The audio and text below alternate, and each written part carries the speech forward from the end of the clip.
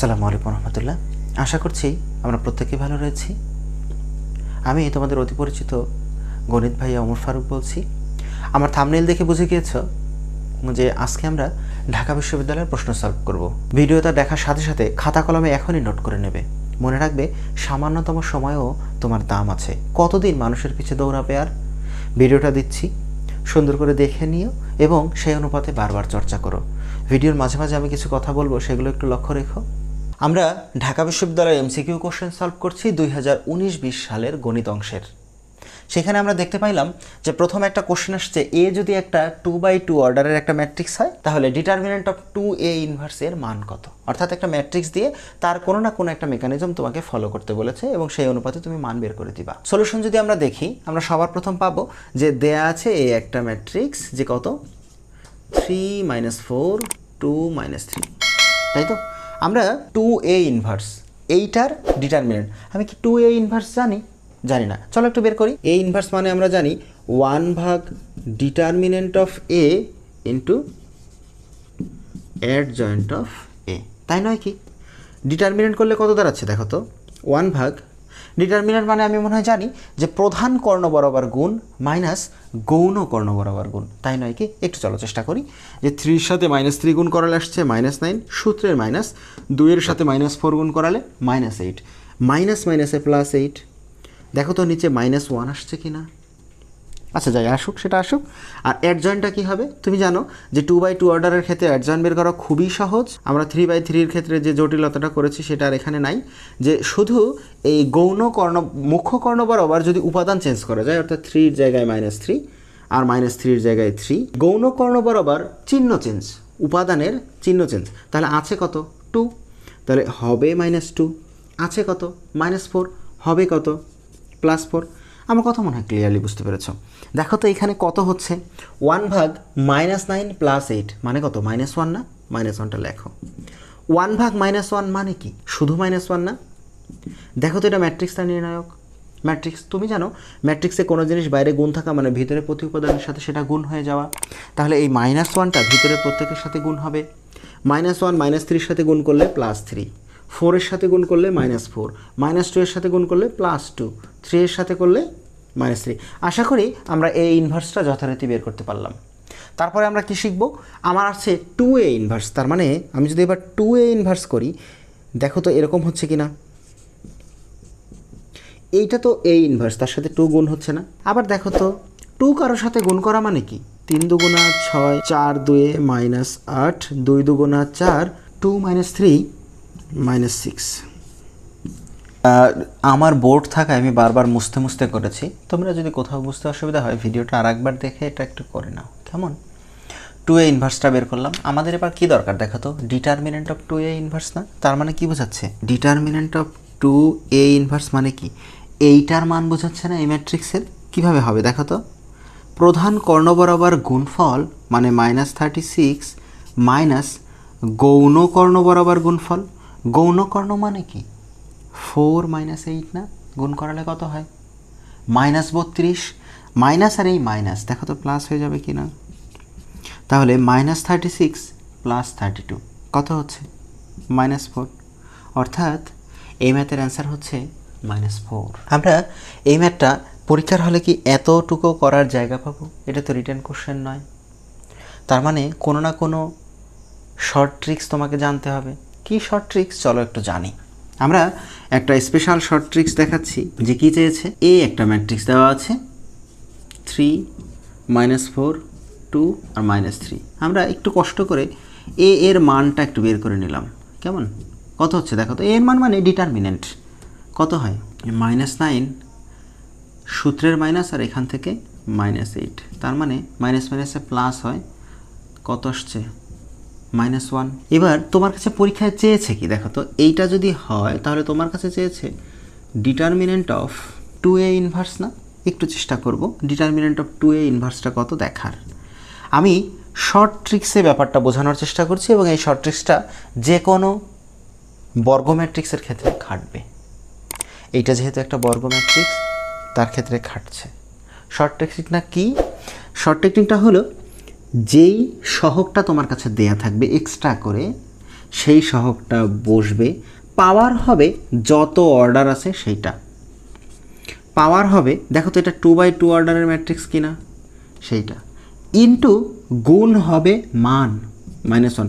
আমি যদি একবার বাংলায় লিখি ব্যাপারটা দাঁড়াবে এরকম যে সহগ টু দি পাওয়ার অর্ডার বা মাত্রা ইনটু ওই ম্যাট্রিক্সের মান। মান মানে কি দেখো, আমি আগে একটু কৌশলে -1টা বের করে রেখেছিলাম। অ্যান্সার কত হচ্ছে 2 × 4 আর -1, তাহলে কি -4।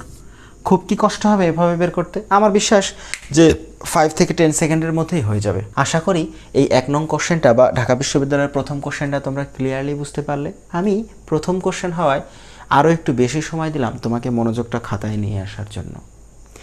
এর পরবর্তী কোশ্চেনগুলো একটু মনোযোগ দিয়ে দেখো।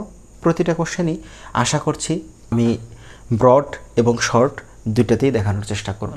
পরবর্তী কোশ্চেন সলভ করতে গিয়ে আমরা দেখছি যে কোশ্চেনে বলা আছে একটা ফাংশন, রুট ওভার জাতীয় একটা ফাংশন দিয়ে বলা আছে তার ডোমেন কত, তাই না?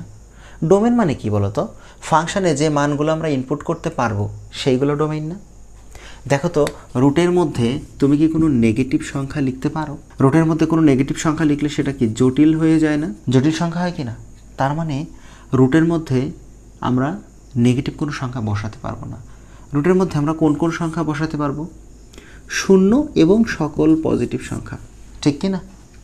শূন্য সহ সকল পজিটিভ সংখ্যা আমরা রুটের মধ্যে বসাতে পারবো, যার ফলে ডোমেন, রুট ওভার ফাংশনের ডোমেনকে কীভাবে লেখা হয় বলো তো? এই রুটের মধ্যে যে অংশটা আছে সেই অংশটা কি হবে? সবসময় শূন্যের সমান অথবা বড় হবে। এইটাই দেখো তো এই রুট ওভার ফাংশনের ডোমেইন কিনা, কেননা রুটের মধ্যে আমরা নেগেটিভ মান বসাতে পারি না তো, তাই তো? কিন্তু আমরা এখানে এসে দেখলাম যে ম্যাথটায় রুটের মধ্যে আরও একটা রুট দেওয়া আছে, তাহলে এই রুট ওভারটুকুও আবার একটা ফাংশন হয়ে যাবে না? যার ফলে আমরা পাশে আর একটা ফাংশন লিখবো যে এবং, এটা তো আছেই, তার সাথে এবং রুট 2 - x, এইটা যেহেতু 2 - x এইটাও শূন্যর থেকে বড় হবে। আশা করছি ব্যাপারটা তোমরা ক্লিয়ারলি বুঝলে। প্রথম কথা কেন যে রুট ওভারের ফাংশনের মান সবসময় কি হয়? শূন্য সমান অথবা বড় হয়। কিন্তু এখানে রুটের মধ্যে আরও একটা রুট আছে, দেখো তো এই অংশটাও শূন্যের সমান অথবা বড় হবে কি না? হবে তো, তাই না? চলো একটু এখন চেষ্টা করি কিভাবে কি করা যায়। আমরা এটাকে সমাধান করব, অসমতাগুলোকে সমাধান করলে দেখো তো কি দাঁড়ায়। আমরা এই উভয় পক্ষে যদি রুট 2 - x যোগ করি তাহলে কি দাঁড়াচ্ছে দেখো তো? তাহলে ব্যাপারটা এরকম দাঁড়াচ্ছে না যে এই -√2 - x আর +√2 - x, অর্থাৎ আমি একবার লিখেই দেখাই।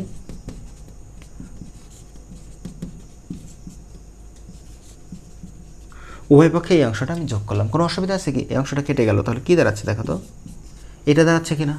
আমার এই রুট ওভারটা উঠাতে হবে কি না? রুট ওভার উঠানোর জন্য আমরা বর্গ করলাম, বর্গ করলে কত আসছে দেখো তো? 2 - x। এইবার আমার 2টাকে ক্যান্সেল করা উচিত, তাই নয় কি? 2টাকে যদি আমি ক্যান্সেল করতে চাই কি দাঁড়াবে দেখো তো? +2 আছে, তাহলে বিয়োগ করতে হবে। 4 থেকে 2 বিয়োগ করলে হয় 2, আর 2 বিয়োগ করলে 0 -x। তুমি মনে হয় জানো যে রুটের ক্ষেত্রে, এই অসমতার ক্ষেত্রে যদি কখনো মাইনাস চলে আসে তাহলে মাইনাস গুণ করলে অসমতার চিহ্ন চেঞ্জ হয়ে যায়। সে বিবেচনায় কত আসছে দেখো তো? এটা তার সমাধান মান আসছে কি না? -2, অর্থাৎ x এর মান -2 এর সমান অথবা বড়। একটা থেকে আমরা পাইলাম। এবার আর একটা সমাধান করাচ্ছি, দেখি তো এইখান থেকে কি পাই।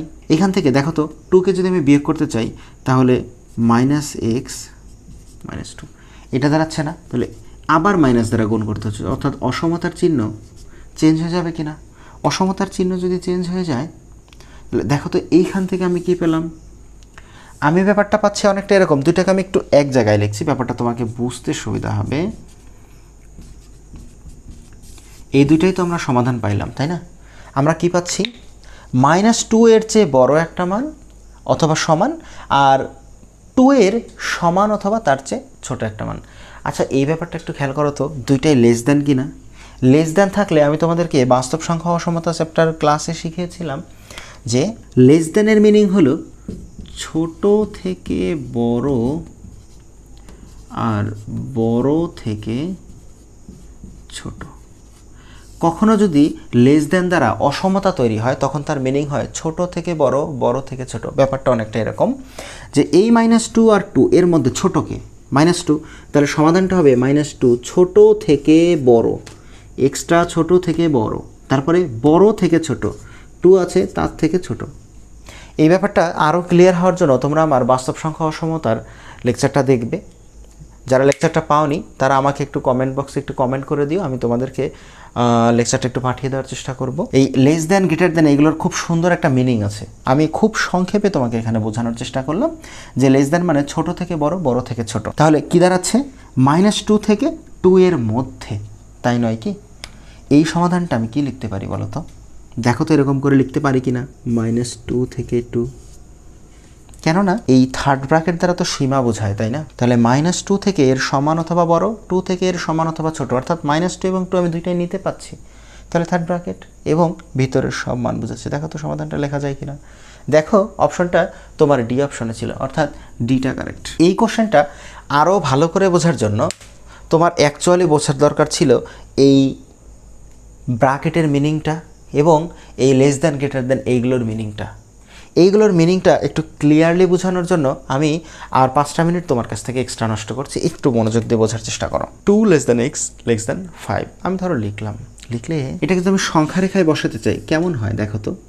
2 একটা মান, 5 একটা মান, বোঝাচ্ছে x এর মান 2 থেকে বড়, x এর মান 2 থেকে বড়, 5 থেকে ছোট। দেখো তো ভিতর ভরাট বোঝাচ্ছে কিনা, ভিতর ভরাট বোঝাচ্ছে না। এখন আমি কি এই 2টা নিতে পারবো না? কেন পারছি না বলো তো? 2 আমি নিতে পারছি না কারণ লেস ইকুয়াল নাই। ধরো আমি লেস ইকুয়াল এইখানটায় দিলাম, এইবার দেখো তো এইখানটা ভরাট হয়ে যেত কিনা, তখন কি বোঝাতো? 2 সহ এই দিককার মান পুরোটা, আমি 5-এর সাথেও ইকুয়াল দিলাম, তখন কি বোঝাতো? 5 সহ ভিতরে একটু পুরোটা বোঝাতো না? এখন দেখো একবার আমি বলছি 2 less than x less than 5, যখন ভিতর ভরাট হচ্ছে কিন্তু দুই পাশে সীমার মান থাকছে না, আর একবার ইকুয়াল দিলেই দুই পাশে সীমার মান সহ ভিতরটা ভরাট হয়ে যাচ্ছে। এই দুটো একটা চেঞ্জ আছে না? এই চেঞ্জটা আসলে কে ক্রিয়েট করে জানো? এই চেঞ্জটা ক্রিয়েট করে এই ব্র্যাকেট বা বন্ধনী। আমি যদি তোমার কাছে লিখি ফার্স্ট ব্র্যাকেট -2 2, আমি যদি লিখি সেকেন্ড ব্র্যাকেট -2 2, আমি যদি লিখি থার্ড ব্র্যাকেট -2 2, এই তিনটার আলাদা আলাদা মিনিং আছে। এই তিনটাই সীমা বোঝায় এবং বোঝায়, একটু তাকাও, ফার্স্ট ব্র্যাকেট মানে সীমা ছাড়া, সীমার মান ছাড়া। ব্যাপারটা একটু ক্লিয়ারলি বোঝার চেষ্টা করো। ফার্স্ট ব্র্যাকেট মানে সীমার মান ছাড়া, থার্ড ব্র্যাকেট মানে মান সহ। আমি এইটা একটু মজা করার ছলে তোমাদেরকে অন্যভাবে পড়াই, সেটা আমার বাস্তব সংখ্যার অংশের ক্লাসে পাবে। আপাতত এখান থেকে দেখে নাও যে কি বোঝাচ্ছে। প্রথম বন্ধনী দ্বারা বোঝাচ্ছে যে সীমার মান ছাড়া।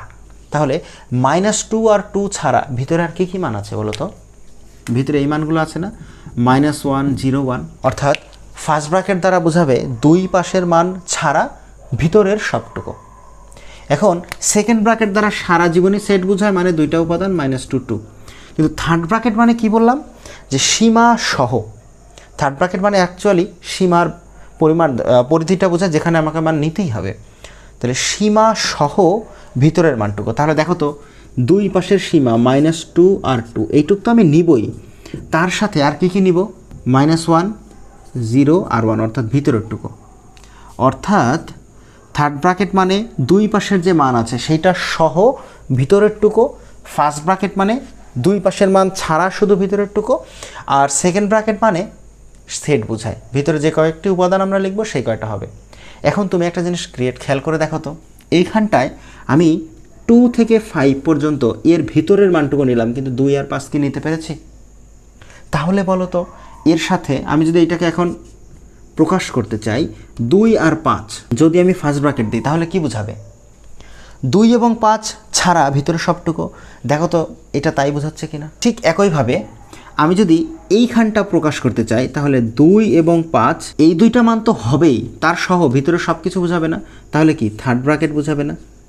আশা করি ব্যাপারটা ক্লিয়ারলি বুঝতে পেরেছ। অর্থাৎ এখন যদি আমি ফাইনালি সামার আপটা করতে চাই, তাহলে কোথাও যদি লেস ইকুয়াল থাকে তাহলে সেখানে হবে থার্ড ব্র্যাকেট, কোথাও যদি শুধু লেস দ্যান গ্রেটার দ্যান থাকে সেখানে হবে ফার্স্ট ব্র্যাকেট। ব্যাপারটা মনে হয় ক্লিয়ারলি বুঝতে পেরেছ। এইবার দেখো বোঝাটা কত সহজ। দেখো তো এখানে লেস ইকুয়াল ছিল কি না, যার ফলে আমি তৃতীয় বন্ধনী ব্যবহার করেছি। ব্যাপারটাকে ক্লিয়ারলি বোঝা গেল। এইবার আসো যে তুমি হয়তো আমাকে বলতে পারতে যে আপনি লেস দ্যান থাকলেও একসাথে অ্যান্সার লিখলেন, কেন লিখেছি দেখো, লেস দ্যান দ্বারা সারা জীবন একটু মনোযোগ দেওয়ার চেষ্টা করো। এই দুইটার মধ্যে কি 2 ছোট না, আর এই 5টা কি বড় না? এই দুই মানের মধ্যে দেখো তো লেস দ্যান দ্বারা ছোট মান থেকে বড় বোঝাচ্ছে কিনা, আবার বড় মান থেকে ছোট এটা বোঝাচ্ছে কিনা। তার মানে ভিতরের পুরোটাকে নির্দেশ করছে না। এই কারণে লেস দ্যান আকারে যদি কখনো কোনো ম্যাথ আসে তখন তাকে একত্রে লিখতে হয়। ঠিক একইভাবে গ্রেটার দ্যান আকারে যদি কোনো একটা ম্যাথ থাকতো, সাপোজ একটা এক্সাম্পল তোমার কাছে দিচ্ছি, ধরো এই ম্যাথটা গ্রেটার দ্যানে আছে 2 greater than x greater than 5, তাহলে কি হতো দেখো, সংখ্যা রেখায় বসাও 2, এটা 5। দেখো তো কী বোঝাচ্ছে, x এর মান 2 থেকে ছোট না, তাহলে 2 থেকে ছোট, এদিকে সরে এসো। দেখো তো x এর মান 5 থেকে বড় বোঝাচ্ছে না, 5 থেকে বড় করো। এইবার আমি যদি একটা কাজ করি, এই দুই সীমার মধ্যে 5 হলো বড় আর 2 হলো ছোট। দেখো তো লেখাটা এভাবে লেখা যায় কিনা, বড় থেকে আরও বড়, ছোট থেকে আরও ছোট, যার ফলে এই গ্রেটার দ্যানের মিনিং হলো বড় থেকে আরও বড়, ছোট থেকে আরও ছোট। তোমরা জেনে থাকবে যে আমার হাতের লেখা চাইনিজদের মতো হয়, একটু কষ্ট করে বুঝে নিও আর কি, কেমন? ব্যাপারটা কী দাঁড়াচ্ছে দেখো তো, গ্রেটার দ্যান দ্বারা বোঝাচ্ছে যে বড় থেকে আরও বড়, ছোট থেকে আরও ছোট, তাই নয় কি? ব্যাপারটা কিভাবে আসবে চলো একটু বোঝার চেষ্টা করি। যে এখন আমার যেটা কথা, আমরা এখানে আসলে বুঝতে আসিনি, আমরা বুঝতে আসছি এইটা যে তোমরা যখন পরীক্ষার হলে বসো তখন লেস দ্যান আকারে ম্যাথ থাকলে একসাথে লিখে দাও, কিন্তু গ্রেটার দ্যান আকারে ম্যাথ থাকলে তোমরা এইটা অথবা এইটা এইভাবে অ্যান্সার লেখো। কোনোদিন টিচারকেও জিজ্ঞাসা করোনি কেন অথবা দিয়ে লিখতে হয়? সরাসরি গাইডে আছে বা টিচার বলেছে, তুমি সরাসরি লিখে ফেলেছো, কিন্তু কোনোদিন কাউকে জিজ্ঞাসা করোনি, এটা তোমার উচিত হয়নি। চলো একটু শিখে নেই যে গ্রেটার দ্যান থাকলে কেন অথবা দিয়ে অ্যান্সার করতে হয়। যেমন এই ম্যাথটার অ্যান্সার কী হতো, আমরা যদি লিখতাম তাহলে দাঁড়াতো এরকম যে এক্সের মান 2 থেকে ছোট, অথবা কী দাঁড়াতো যে এক্সের মান 5 থেকে বড়। এইটা তোমরা সমাধান লিখতে না, কিন্তু কেন? লেস দ্যানে তুমি যেখানে ভরাট করতে, গ্রেটার দ্যানে সেইখানে তুমি অথবা দিয়ে লিখছো, জিজ্ঞাসা করতে ইচ্ছা হয় না কেন? চলো আমরা একটা কাজ করি, আমরা এই 2 থেকে ছোট যে কোনো একটা মান নেই, ধরো 1 নিলাম, কেমন? এই 1টা 2 থেকে ছোট, এই কথাটা কি সত্য? তাহলে এইখানটায় সে প্রযোজ্য, কিন্তু সে কি 5 থেকে বড় না? দেখো এখানে প্রযোজ্য হচ্ছে না। আবার ধরো 5 থেকে বড় একটা মান আমি 6 নিলাম, 6টা দেখো যে 5 থেকে বড়, এটা সত্য, কিন্তু সে কি 2 থেকে ছোট? কোনো সুস্থ মস্তিষ্কের মানুষ তো এটা বলবে না, তাই নয় কি?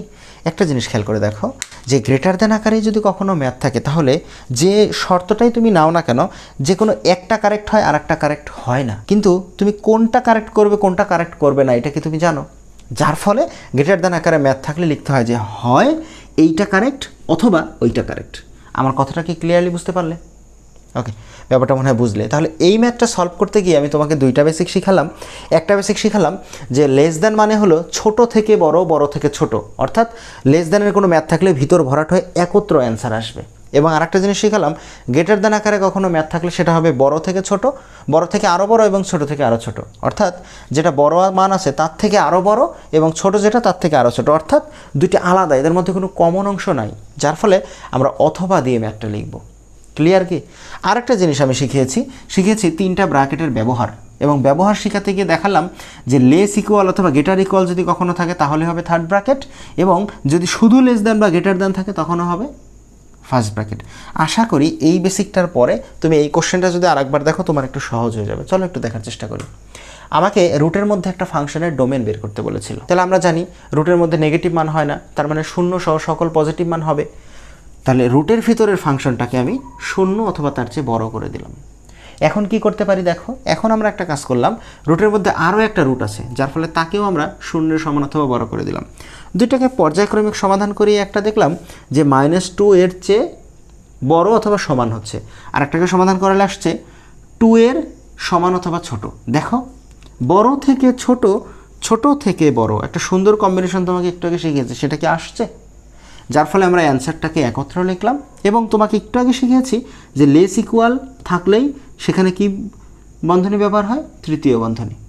আশা করি ম্যাথটা ক্লিয়ারলি বুঝতে পেরেছো। আমি একটু সময় নিয়ে বুঝালাম, তুমি হয়তো ভাববে যে এত বড় সমাধান, পুরো বেসিকটা তোমার কাছে একটু তুলে দেওয়ার জন্য এতটুকু সময় লাগলো। ভিডিওটা পজ করে পুরোটা হয়তো আরেকবার একটু খাতা যেটা যদি লিখে থাকো প্র্যাকটিস করো, না হয় এইটুকু আবার একটু দেখো। আচ্ছা, লিমিটে একটা ম্যাথ আসছে কি যে লিমিটের এক্স টেন্স টু যদি মাইনাস ইনফিনিটি হয় তাহলে root over x square plus 2x ভাগ মাইনাস এক্স এর মান কত? কোশ্চেনটা আমরা একটু এইভাবে সলভ করার চেষ্টা করব। দেখা তোমরা মনে হয় জানো যে লিমিট টেন্স টু কখনো যদি ইনফিনিটি হয় তাহলে তার সর্বোচ্চ পাওয়ারকে নিতে হয় কমন। কথাটা কি সত্যি? আমরা একটু কষ্ট করে সর্বোচ্চ পাওয়ারটাকে কমন নিব।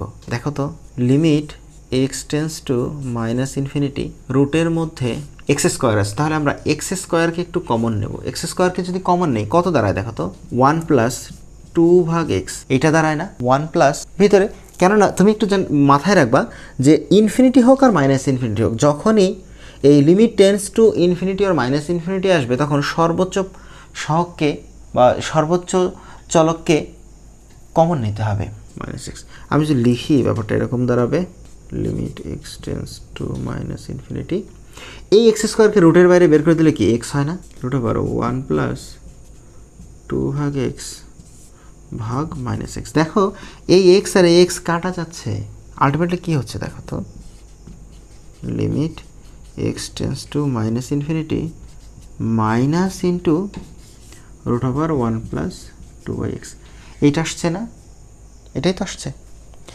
এখন এই ইনফিনিটি যদি ভিতরে বসাও তাহলে কত হয়? সীমার মান যদি বসায় দাও, রুট ওভার 1 প্লাস 2 ভাগ মাইনাস এক্স, তাই না?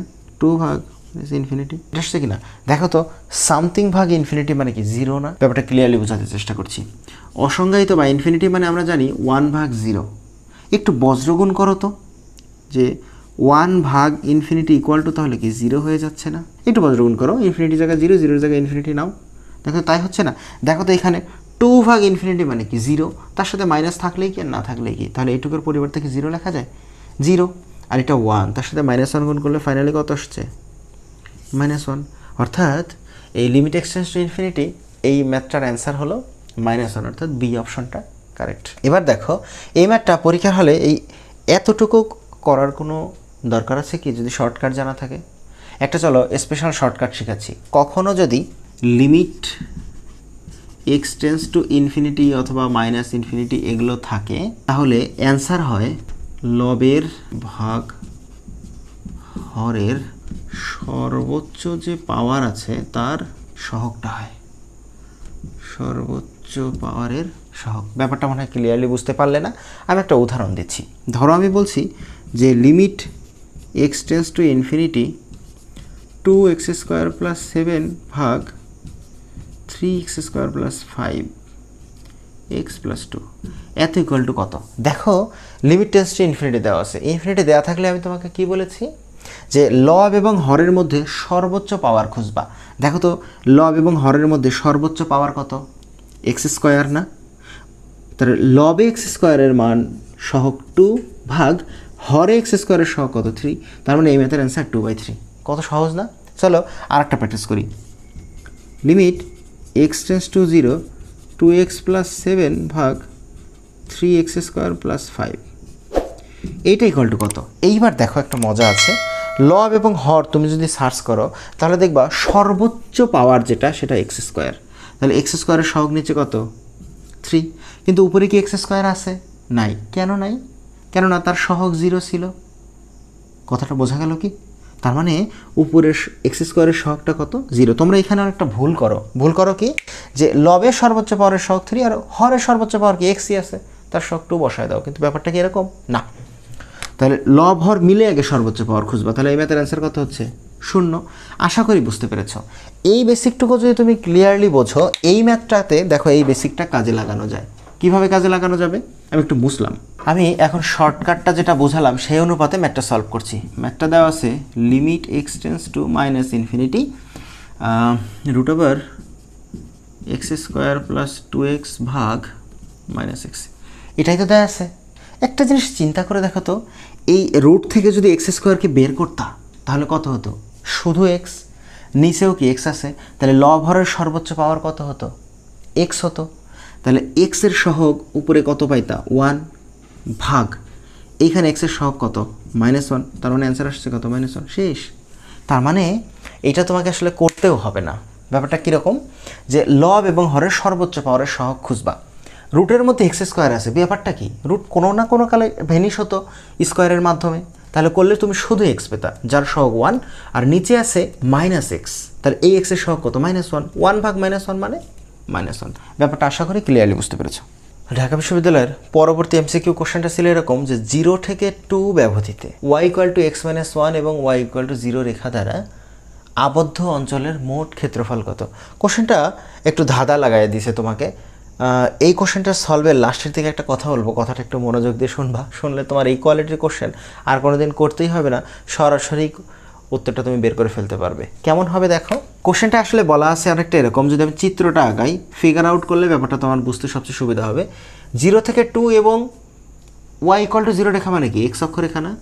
এই এক্স অক্ষরেখার সাথে y = x-1 এই রেখাটা, x-1 মানে কি বলো তো? x এর মান যদি কখনো 1 হয় তাহলে সেইখানে y এর মান 0 হবে, অর্থাৎ x এর মান যদি 1 হয় এই পজিশনে কার্ভটা মিলিত হবে, তারপরে একবার কার্ভটা উপরে উঠবে আর একবার কার্ভটা নিচে আসবে, এরকম বোঝাচ্ছে না? অর্থাৎ আমি যদি কার্ভটা আঁকাই তাহলে দেখো তো এরকম বোঝাবে কিনা, এরকম, এইটা 1, এইটা 2 আর এইটা 0। দেখো তো এখানে 0 এবং 2 সহ এই সীমার মধ্যে ব্যবধান ক্ষেত্রফল বের করতে বলছে না? তার মানে এই 0 এইখান থেকে এইটুক পর্যন্ত যে আবদ্ধ ক্ষেত্রটা আছে সেই আবদ্ধ ক্ষেত্রফলটা তোমাকে বের করতে বলছে কিনা? যেখানে এই অংশ আর এই অংশ পুরোটাই সমান না? পুরোটাই সমান তো?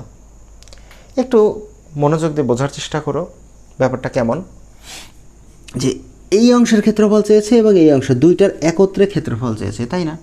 তোমরা অনেকেই করবা কি জানো, এই একটা ক্ষেত্রফল বের করে 2 দিয়ে গুণ করে দিবা। তোমাকে ভুল করার মতো যথেষ্ট জায়গা রেখেও দিয়েছে। দেখো এই ক্ষেত্রফলের এই ক্ষেত্রফলের মান সমান। আমরা যেটা বৃত্ত, উপবৃত্ত বা আদার্সের ক্ষেত্রে করতাম, যে একটা অংশ বের হতো আগে, একটা অংশ বের হলে তাকে 4 দ্বারা গুণ করে পুরোটা করে ফেলতাম, তাই না? কেননা এই অংশের সমান এটা, এটা, এটা, এভাবেই তো করতাম। কিন্তু এইখানে এই কাজটা করা যাবে না। কেন যাবে না জানো? একটা পজিটিভ অ্যাক্সিস বরাবর প্রদর্শন করছে আর একটা নেগেটিভ অ্যাক্সিস বরাবর প্রদর্শন করছে, তুমি বাদ দিতে পারবে না। তাহলে কিভাবে হবে দেখো, অনেকেই করবা যে 1 থেকে 2 সীমার মধ্যে, 1 থেকে 2 সীমার মধ্যে এই x-1 বা 1 - x, দেখো এরকম দেওয়াও আছে, x-1 নিবা এবং তাকে 2 দ্বারা গুণ করাই দিবা, এরকম কোশ্চেনটার অ্যান্সার করবা। কিন্তু অ্যান্সারটা এইরকম হবে না। কেন হবে না জানো? অ্যান্সারটা এই কারণে হবে না যে তুমি জানো ক্ষেত্রফল কখনো নেগেটিভ হয় না। সব পজিটিভ মান আনার জন্য দেখো তো, মডুলাসের মধ্যে যদি আমি কোনো কিছু লিখি সেটাকে বের করলে প্লাস মাইনাস দুইটাই হয় কি না? অথবা মডুলাসের মধ্যে আমি যদি প্লাস মাইনাস ঢুকাই সেখান থেকে শুধু পজিটিভ মান বের হয় কি না?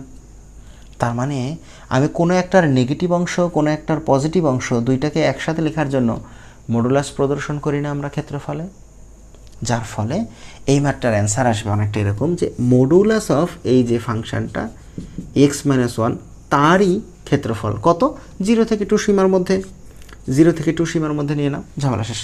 এইটাই লাস্টে এসে বলতে চেয়েছিলাম, যে যেহেতু ক্ষেত্রফল কখনো নেগেটিভ হয় না, আর এই ফিগারটা দেখলেই বোঝা যাচ্ছে যে পজিটিভ এবং নেগেটিভ উভয় দিকেই মান আছে, তার মানে 100% আমি বুঝে যাচ্ছি যে এখানে পরম মানের মাধ্যমে বা মডুলাসের মাধ্যমে অ্যান্সার আনতে হবে। কিন্তু পরম মানের মাধ্যমে অন্য কোনো অপশনে কি অ্যান্সার আনা আছে? নাই। তার মানে অনায়াসেই বুঝতে পারছি যে অ্যান্সারটা বি। অনেকেই ভুল করে এটা তোমরা সি বা ডি দিবা। ম্যাক্সিমাম ক্ষেত্রে এই ব্যাপারটা মনে রেখো যে ক্ষেত্রফল কখনো নেগেটিভ হয় না, এখানে পজিটিভ নেগেটিভ দুই দিকেরই মান আছে, দুই দিকেরই মান আছে কি না এইটা বোঝার জন্য সবচেয়ে উত্তম মাধ্যম হলো মডুলাসের মধ্যে আমি নেগেটিভ দিলেও পজিটিভ আসবে, পজিটিভ দিলেও নেগেটিভ, পজিটিভ দিলেও পজিটিভ আসবে, অর্থাৎ ক্ষেত্রফলের ইঙ্গিত প্রকাশ করছে, ঠিক কি না? কেননা ক্ষেত্রফল কখনো নেগেটিভ হয় না, সবসময় পজিটিভ হয়, যার ফলে আমরা এই অ্যান্সারটাকে মডুলাসের মাধ্যমে বের করলাম। তাহলে ফাইনাল শর্টকাটটা কি দাঁড়ালো? ফাইনাল শর্টকাটটা দাঁড়ালো যে কখনো যদি তোমার কাছে কোনো আবদ্ধ ক্ষেত্রের ক্ষেত্রফল বের করতে দেয় যেখানে পজিটিভ এবং নেগেটিভ, চিত্র আকালে পজিটিভ এবং নেগেটিভ দুই দিকের মানই আসে, তখন আমরা 100% ক্ষেত্রফলটা কিসে বের করব? 100% ক্ষেত্রফলটা এই মডুলাসের মাধ্যমে বের করব। এখন এইখানটায় তোমাকে একটা ঝামেলা দিয়ে রাখছে টিচাররা, কেন জানো? যদি সরাসরি বলতো ক্ষেত্রফল কত, কেন এখানে সীমার মান দেওয়া আছে, এখানে মান দেওয়া আছে, এইটার অ্যান্সার বের করা যাইতো না? অ্যান্সার 100% বের করা যাইতো। তখন দেখতা এটার জন্য যা আসছে, এটার জন্য যা আসছে, এটার জন্য তাই আসছে, অর্থাৎ এই তিনটাই একই রূপ, কিন্তু কারেক্ট রূপ হলো এই মডুলাস।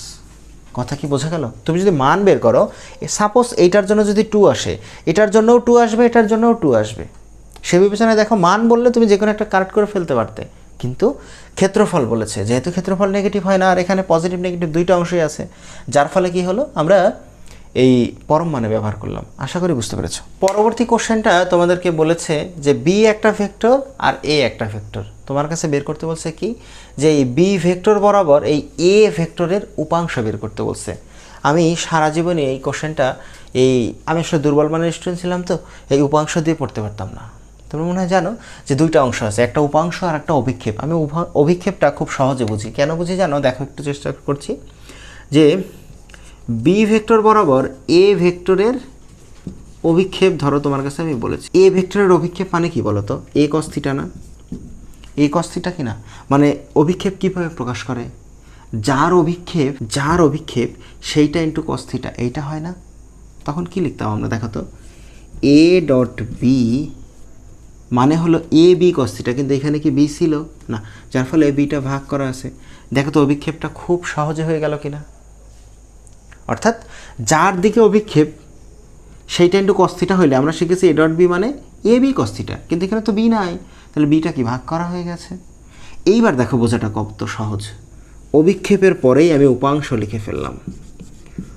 উপাংশ লিখলে কি দাঁড়াবে জানো? উপাংশ লিখলে অভিক্ষেপের যে অংশটা সেইটা থাকবে, শুধু সাথে এইখানে এসে নিচে যা আছে তার একক ভেক্টরটা গুণ হবে। এটাই তো ব্যাপার ছিল, তাই নয় কি? দেখো তো আমরা এখন বুঝতে পারলাম কিনা? তার মানে বি ভেক্টর বরাবর এ ভেক্টরের উপাংশ মানে আগে এ ডট বি ভাগ বি বের করবো, অভিক্ষেপ বের করব, তারপরে নিচে যেটা আছে তার একক ভেক্টর গুণ করে দিব। এখন দেখো তো এটা লেখা যায় কিনা? বি ইন্টু বি ভেক্টর ভাগ বি ভেক্টরের মান। ফাইনালি আমি যত যাই করি এ ডট বি থেকে আমি একটা মান পাবো, দুইটা ডট গুণফল, বি থেকে আমি একটা মান পাবো, তার এক্সট্রা করে বি ভেক্টরটা বেঁচে থাকছেই কি না বলো তো? দেখো তো এখন এক্সট্রা করে বি ভেক্টর কোথায় কোথায় আছে? এ আর বিতে। তার মানে আলটিমেটলি তোমার দুইটা অপশন কমেই গেল, তাই নয় কি? এখন হয় এ অ্যান্সার হবে, না হয় বি অ্যান্সার হবে।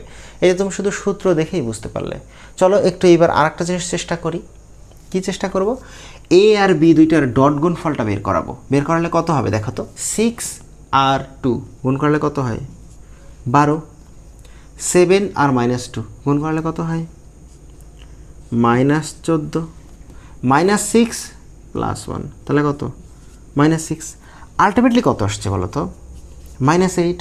আর এইখানটা আমি একটা জিনিস লিখতে ভুল করেছি যে এ ডট বি ভাগ বি স্কোয়ার, এই বি আর এই বি স্কোয়ার হয়ে যায় না, ইন্টু বি ভেক্টর। তাই তো?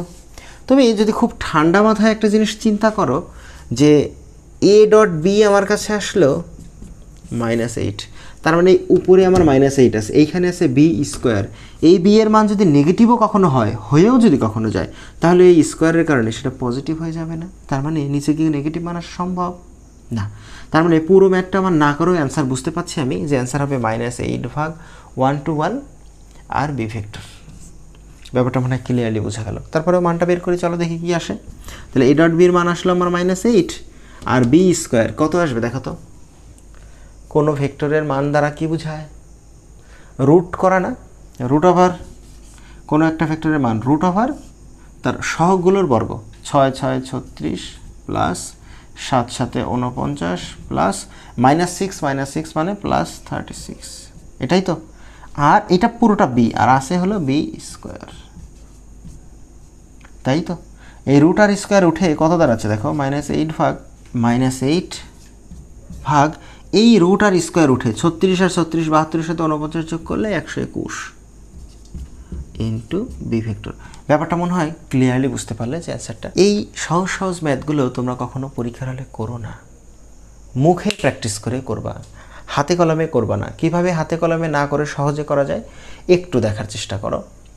ব্যাপারটা অনেকটা এরকম দাঁড়াচ্ছে যে এ ভেক্টর বরাবর এই বি ভেক্টর বরাবর এ ভেক্টরের উপাংশ, উপাংশ হোক আর অভিক্ষেপ হোক, উপরে এ ডট বিটা আমার থাকবেই, তাই নয় কি? তাহলে এ ডট বি মানে কি?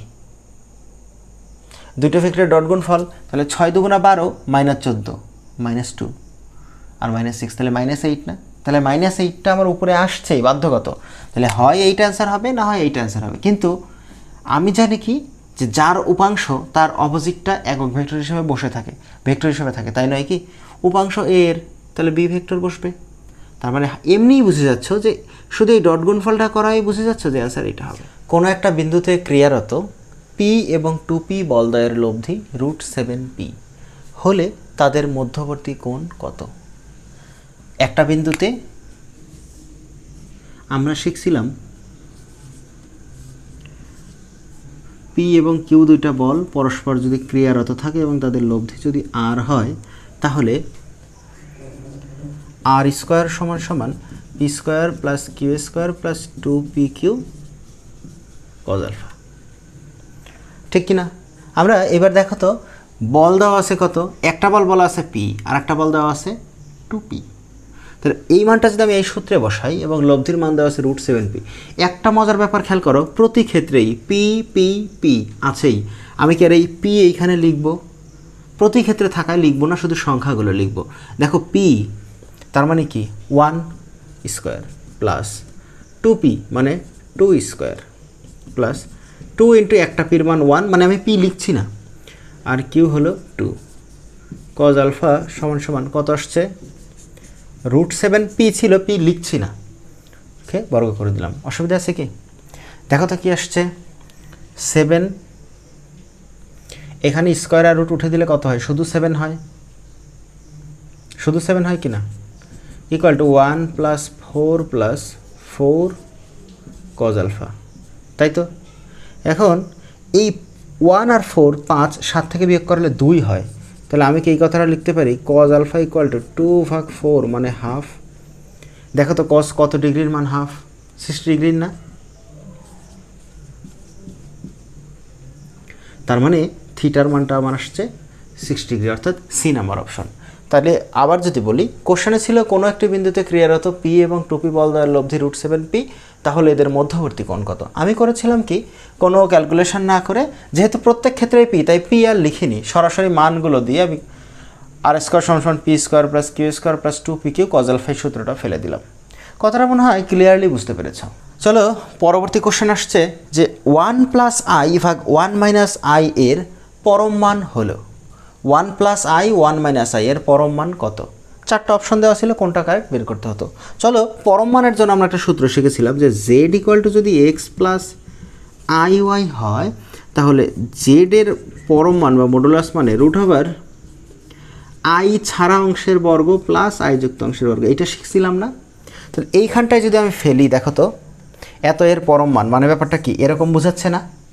1 প্লাস আই কি আসতো? √Over 1 square plus I square ভাগ নিচে 1 মাইনাস আই, তাহলে √ওভার 1 স্কোয়ার প্লাস একটা মজার ব্যাপার খেয়াল করো তো, মাইনাস আই তার বর্গ হতো কি না? বর্গের কারণে এই মাইনাসটা উঠে যাইবে, তাই তো? এই মাইনাসটা উঠে যাবে না? উঠে যদি যায় তাহলে রাশিটা কেমন আসবে দেখো তো, 1 প্লাস আই স্কোয়ার ভাগ 1 প্লাস এই মাইনাস আর এই বর্গ করালে মাইনাস কি প্লাস হয়ে যায়, তাহলে আই স্কোয়ার। দেখো তো উপরে যা নিচেও তাই, কাটাকাটি করলে কত হবে? 1 হবে না? তার মানে এত এর এই রাশিটার পরম মানের মান কত? 1, অর্থাৎ বি নাম্বার অপশন। এখন মজার ব্যাপার হলো আমরা একটা জিনিস শিখেছিলাম যে জেড যদি কোনো জটিল সংখ্যা এ প্লাস আইবি হয়, তাহলে জেড বার বা এর অনুবন্ধী মানে এ মাইনাস আইবি। কেননা অনুবন্ধী মানে মনে হয় তোমরা জানো যে অবাস্তব অংশের চিহ্ন চেঞ্জ। অবাস্তব অংশের কি চিহ্ন চেঞ্জ না? এটাই তো। আমরা একটা কাজ করব, দেখো তো এই 1 প্লাস আই আর 1 মাইনাস আই এরা পরস্পরের অনুবন্ধী কিনা? এই জিনিসটা সারা জীবন মনে রাখবা। যে কোনো অনুবন্ধী দুইটা সংখ্যা যদি ভাগ আকারে থাকে তাহলে তার মডুলাস বা পরম মানের মান হয় 1, অর্থাৎ জেড ভাগ জেড বার এইটার মান 1। ব্যাপারটা কি ক্লিয়ার? আশা করি ক্লিয়ারলি বুঝতে পেরেছ। পরবর্তী কোশ্চেনটা আসছে, যদি এফ অফ এক্স সমান সমান এক্স স্কোয়ার মাইনাস 2 এখানে পরম মানের মধ্যে এক্স এবং জি অফ এক্স সমান সমান এক্স স্কোয়ার প্লাস 1 হয়, তাহলে জি অফ এফ অফ মাইনাস 2 এর মান কত? তাই তো? দেখো তো আমাদের আগে এফ অফ মাইনাস 2টা জানা লাগবে কি না? ঠিক না?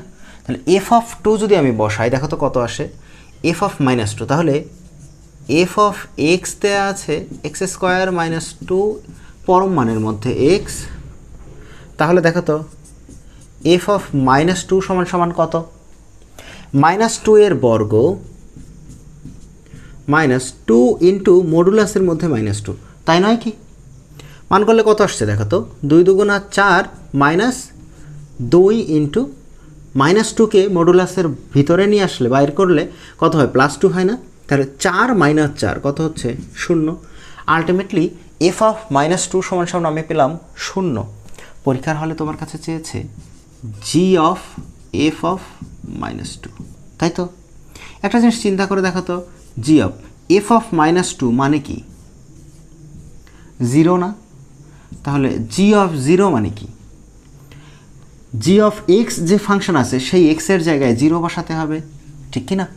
g অফ x মানে দেওয়া আছে x² + 1, তাহলে এই x এর পরিবর্তে আমি যে 0 এখন বসাই, তাহলে 0² + 1 বা কত হচ্ছে, শুধু 1 কি না? তার মানে এই ফাংশনের অ্যান্সার বা কোশ্চেনের উত্তর হচ্ছে বি বা 1। কথাটা মনে হয় ক্লিয়ারলি বোঝা গেল। g of x f of x দুইটা দেয়া আছে, চেয়েছে g অফ f অফ -2, তাহলে f অফ x থেকে আমি f অফ -2 বের করলাম, কালক্রমে 0 আসলো, সেইটা আমি g অফ 0 মানে এইটুকের মান যেহেতু 0, তাহলে g of 0, g of x এর জায়গায় 0 বসাতে হবে, 0 বসালে আমি কত পাইলাম, 1। আশা করি ক্লিয়ারলি বোঝা গেছে। এবার আসো কট অফ সাইন ইনভার্স হাফ, এই কোশ্চেনটা আসছে, ঠিক আছে? কট অফ সাইন ইনভার্স হাফ, এই কোশ্চেনটা এত ইজি তোমরা মনে হয় স্পষ্টই বুঝে যাচ্ছে। কেননা বলো তো সাইন কত ডিগ্রির মান হাফ, 30 ডিগ্রির মান না? সাইন 30 ডিগ্রির মান যদি হাফ হয়, তাহলে পুরোটার পরিবর্তে, কথাটা বুঝো, পুরোটার পরিবর্তে 30 বসানো যায় কি না? 30 ডিগ্রি বসানো যায় না? তার মানে কট 30-র মান অ্যাকচুয়ালি পরীক্ষায় তোমার কাছে চেয়েছে। বলো তো কট 30-র মান কত, √3 না? তাহলে এটার অ্যান্সার √3/c অপশন। কতটা মনে হয় ক্লিয়ারলি বোঝা গেল। পরবর্তী ম্যাথটা আসছে কি, জিওমেট্রি শব্দটির বর্ণগুলির সবগুলো একত্রে নিয়ে, জিওমেট্রি শব্দটির বর্ণগুলির সবগুলো একত্রে নিয়ে কত প্রকারে সাজানো যায় যেন প্রথম ও শেষ অক্ষরে ই থাকে। এখানে একটা মজার ব্যাপার, এটা বিন্যাসের ম্যাথ না সমাবেশের ম্যাথ এটাই তো আমি জানি না, কিন্তু দেখো এই যে সাজানো আছে, আমি তোমাদেরকে আমার বিন্যাস সমাবেশের ক্লাসে খুব সুন্দর করে লিখে দিয়েছিলাম যে কোন কোন শব্দগুলো কোশ্চেনের মধ্যে থাকলে বা কি কি উপায় থাকলে বোঝা যায় যে এটা বিন্যাস, আর কি কি থাকলে বোঝা যায় যে এটা সমাবেশ। যেহেতু প্রশ্ন সলভের ক্লাস, এখানে আমি আর দীর্ঘায়িত করছি না, আপাতত বলে ফেললাম এটা এই যে সাজানো থাকলেই বুঝে নিবা যে এটা বিন্যাস, ঠিক আছে? তো কীভাবে হবে চলো একটু চেষ্টা করি। চেয়েছে কি, জিওমেট্রির শব্দগুলো আগে একসাথে লিখো, GEOMETRY,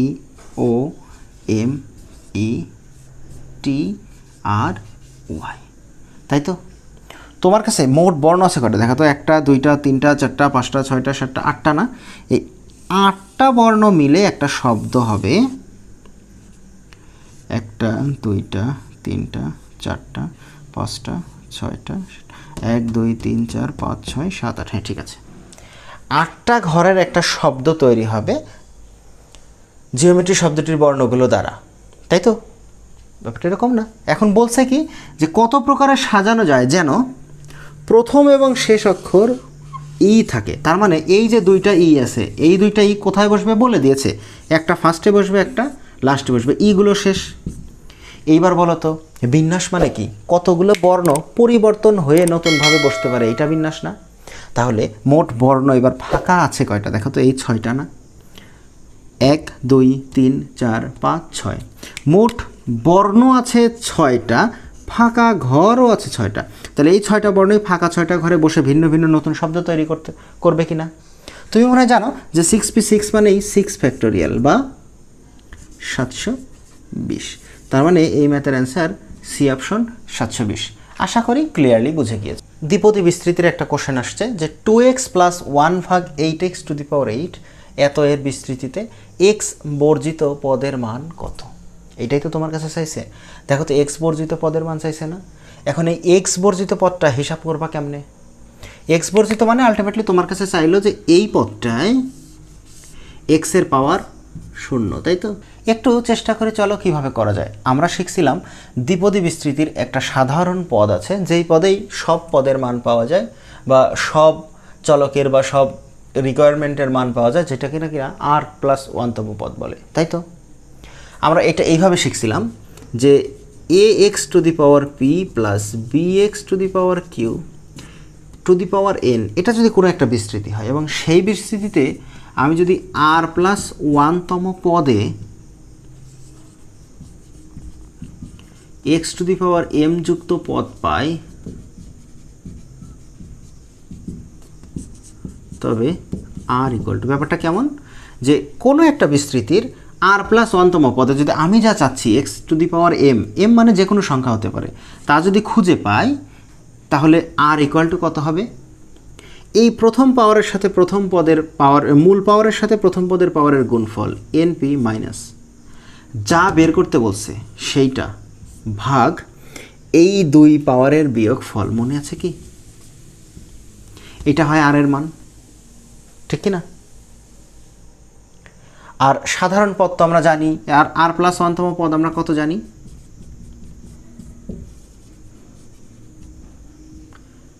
কি জানি বলো তো, NCR প্রথম পদ টু দি পাওয়ার এই দুইটার বিয়োগফল ইন্টু দ্বিতীয় পদ টু দি পাওয়ার এই নিচেরটা, এটি আমরা শিখছিলাম না? দেখো এখানে দুইটা বিষয় আমার লাগবে। সবার প্রথম জানতে হয় যে x বর্জিত পদের মান, তাহলে যে কোনো সময় সাধারণ পদ r প্লাস 1তম পদ মানে আমরা শিখেছিলাম যে পাওয়ার, মূল পাওয়ার c, যেই r এর মানটা, ইন্টু এই ধারার প্রথম পদ টু দি পাওয়ার এই দুইটার বিয়োগফল ইন্টু বিস্তৃতির দ্বিতীয় পদ টু দি পাওয়ার এই নিচে যেটা আছে সেইটা। এইভাবে আমরা শিখছিলাম না? আমরা তো এইভাবেই শিখছিলাম। সেই সাথে দেখো পাওয়ার, প্রথম পদ, দ্বিতীয় পদ প্রত্যেকটাই দেওয়া থাকে। এই রাশিতে অজানা কি, শুধু r এর মান না। এই r এর মানটা বের করার জন্য আমরা একটা ট্রিক শিখছিলাম কি, যে np মানে মূল পাওয়ারের সাথে প্রথম পদের পাওয়ার মাইনাস যা বের করতে বলবে সেইটা ভাগ এই দুইটার বিয়োগফল, এইটাকে আমরা শিখছিলাম। তবে আমার একটা রিকোয়েস্ট থাকবে, এইটা তুমি মনে মনে ক্যালকুলেশন করে মুখে বের করবা পরীক্ষার হলে, এক্সাম হলে এটা তুমি মুখেই বের করবা, ঠিক আছে? তারপরে আমি বোঝানোর স্বার্থে বলে দিচ্ছি, দেখো তাহলে আমার প্রথম r এর মান লাগবে, r ইকুয়াল টু কত হবে, n এর সাথে প্রথম পদের পাওয়ার 1 গুণফল, তাহলে 8 × 1 মাইনাস যা বের করতে বলবে, তাহলে x বর্জিত মানে কি x টু দি পাওয়ার 0 না, x টু দি পাওয়ার 0 কি না, তাহলে m এর মান কত 0 ভাগ এই প্রথম পদের পাওয়ার দ্বিতীয় পদের পাওয়ারের বিয়োগফল, তাই তো? তাহলে প্রথম পদের পাওয়ার 1 মাইনাস দ্বিতীয় পদের পাওয়ার কত বলো তো? তোমরা ভাববা দ্বিতীয় পদের পাওয়ার 1, কিন্তু না, দেখো দ্বিতীয় পদটা বিস্তৃতিতে সোজাসুজি ছিল, নিচে হর আকারে ছিল না। তাহলে এই হরকে আমি যদি উপরে উঠাই x টু দি পাওয়ার -1 হয় না, তার মানে পাওয়ার -1, ব্যাপারটা আসছে 8 ভাগ 1 মাইনাস মাইনাসে +1 2, তার মানে 4, তাই তো? এইটা আমি বলেছি তোমাকে মুখে মুখে প্র্যাকটিস করতে। কিভাবে করবা দেখো, 8 অক্ষে 8 ভাগ, নিচে থাকলে তুমি ভাববা যোগ হবে, উপরে সোজাসুজি থাকলে বিয়োগ হবে, তাহলে 1 আর 1 2, তাহলে 8 ভাগ 2 মানে কি 4, সহজেই হয়ে গেল না? এইবার তোমার কি লাগবে, যে x বর্জিত পদ, x বর্জিত পদটা কি, NCR মানে 8CR, r এর মান কত দেখো তো 4 না, 4 ইন্টু প্রথম পদ কত 2x টু দি পাওয়ার এই দুইটার বিয়োগফল 8 - 4 ইন্টু দ্বিতীয় পদ 1 ভাগ 8x টু দি পাওয়ার কত, নিচেরটা 4। এইখানে তোমার সাথে একটা কথা বলি, তোমরা অনেকে এই এক্সটা নিয়ে আসো, দেখো কোশ্চেনে তো বলেই দিয়েছে পদটা এক্স বর্জিত হবে, তাহলে কি এই এক্সের আর হিসাব করার দরকার আছে? দরকার নেই, রাশি লেখার সময় শুধু সহগগুলোকে লিখবা। কথাটা কি ক্লিয়ারলি বোঝা গেল? চলো একটু চেষ্টা করি। এবার 8C4 মানে কি, আমরা শিখেছিলাম 8C4 বা NCR এর ক্ষেত্রে নিচে যেটা থাকে ততগুলো পার্ট উপরে গুণ হয় কমে কমে, 8 × 7 × 6 × 5, 4 আসছিল, তাহলে 4টা পদ গুণ হলো, নিচে যা আছে তার ফ্যাক্টোরিয়াল মানে কি 4 ফ্যাক্টোরিয়াল মানে 1 × 2 × 3 × 4, এরকম না, ইন্টু দেখো 2 টু দি পাওয়ার 4 হচ্ছে 8 - 4, তাহলে 2 টু দি পাওয়ার 4 মানে কি 16 না, ইন্টু 1 ভাগ দেখো 8 টু দি পাওয়ার 4 হচ্ছে, তাই তো? তাহলে 8 × 8 × 8 × 8, এভাবে কি লেখা যায়? লেখা যায়। দেখো একটা 8 কাটলো, 3 × 2 = 6, এই 6 কেটে গেল, 4-এর সাথে এই 16 কাটলে কত হয়, 4 হয়, এই 4-এর সাথে এই 8 কাটলে কত, 2 হয় না? তাহলে ফাইনালি কত আসছে দেখো তো, 5 7 35 ভাগ 8 8 64, 64 দুগুণে 128। তার মানে ফাইনালি ম্যাথের অ্যান্সারটা আসছে হলো সি নাম্বারে। আমি অনেক ভেঙেই বোঝানোর চেষ্টা করলাম, তারপরেও বুঝে নিচ্ছি যে বুঝে গেছো, আর একবার ফাইনালি বলে দিচ্ছি। আমরা একটা ধারা শিখেছিলাম, বিশেষ ধারা, যে ধারায় r+1তম পদটা ছিল সাধারণ পদ। যেই পদটা বের করতে হতো এই যে পাওয়ার দেওয়া আছে দ্বিপদী বিস্তৃতির সেইটা সি আর, প্রথম পদ টু দি পাওয়ার দুইটার বিয়োগফল এবং দ্বিতীয় পদ টু দি পাওয়ার নিচেরটা। দেখতে গিয়ে আমরা করলাম যে দুইটা পদ তো দেয়াই থাকবে, ধারার বিস্তৃতির পাওয়ার তো দেয়াই থাকবে, তার মানে এন প্রথম পদ দ্বিতীয় পদ এগুলো নিয়ে আমার প্রবলেম না। প্রবলেমটা হলো এই আর এর মান বের করা নিয়ে। আরটা কীভাবে বের করব? এই আরটা বের করার জন্য আমরা কি করেছিলাম, যে প্রথম পদের পাওয়ারের সাথে মূল দ্বিপদী বিস্তৃতির পাওয়ারের গুণ করেছিলাম, মাইনাস যা বের করতে বলবে সেইটা, ভাগ এই দুইটার প্রথম এবং দ্বিতীয় পদের পাওয়ারের বিয়োগফল। তাই তো এটা শিখিয়েছিলাম সত্য, কিন্তু আমি তোমাকে বলেছিলাম মুখে মুখে প্র্যাকটিস করতে। এখানটা আরেকটা কথা বলেছিলাম, যদি সোজাসুজি লব-হর আকারে না থেকে সোজাসুজি পাওয়ার থাকে তাহলে হবে বিয়োগ, কিন্তু এখানে যদি হর হয়ে যায় তাহলে এমনিই তো পাওয়ারটা মাইনাস হয়ে যায়, মাইনাস মাইনাসে কি প্লাস হয়ে যাবে না? এটি একটু মনে রেখো যে হর আকারে থাকলে প্লাস হবে আর লব আকারে থাকলে বিয়োগ হবে। চলো আমরা এখন প্র্যাকটিস করি। তাহলে এইখান থেকে আমার আগে আর এর মান দরকার, তাহলে 8 × 1 মানে 8, মাইনাস এক্স বর্জিত মানে 0 বলছে 0, ভাগ 1 আর 1 2, তাহলে কত 4 হচ্ছে। যেমন এইখানে যদি তোমাকে বলতো x² যুক্ত পদ, তাহলে এখানে 2 বিয়োগ হতো। কথাটা বোঝা গেল? আর এর মান যখন 4 বের হয়ে গেছে তাহলে ধারা সহজ, কি বিস্তৃতির 8c4 প্রথম পদ, যেহেতু এক্স বর্জিত বলছে আমি আর এক্স লিখিনি, প্রথম পদে আছে 2 2 টু দি পাওয়ার দুইটার বিয়োগফল ইন্টু দ্বিতীয় পদে আছে 1/8 1/8 টু দি পাওয়ার নিচেরটা। আস্তে আস্তে ক্যালকুলেশন করলে বের হয়ে গেল। এইখানটায় আমি কি বলেছিলাম, এনসিআর এর একটা ট্রিক শিখালাম, যে নিচে যা আছে ততগুলো পার্ট উপরে গুণ হয় কমে কমে। তাহলে নিচে আছে 4, তার মানে উপরে 8 থেকে দেখো কমে কমে 4টা পার্ট গুণ হয়েছে, আর নিচে হয় 4 ফ্যাক্টোরিয়াল, কিন্তু 4 ফ্যাক্টোরিয়াল মানে কি 1 × 2 × 3 × 4 না, যার ফলে ক্যালকুলেশন অনুসারে আস্তে আস্তে লিখেছি, অ্যান্সার হয়ে গেছে 35/128। আশা করি বুঝতে পেরেছ। কোশ্চেন আসছে 25x² + 16y² = 400 এই উপবৃত্তের উৎকেন্দ্রিকতা কত বের করতে। তোমার মনে আছে কিনা জানি না, যে x² ভাগ a² প্লাস y² ভাগ b² = 1, এত উপবৃত্তের উৎকেন্দ্রিকতা ই সমান সমান ছিল √1 মাইনাস এই দুইটার মধ্যে যেটা ছোট সেইটার বর্গ, ধরে নেই যে বি এর চেয়ে এ বড়, ভাগ বড়টার স্কোয়ার। এইভাবে হতো না? সেই অনুসারে আমি যদি এই ধারাটাকে আগে বানাই কেমন হয় দেখো তো, 25x² প্লাস 16y² = 400।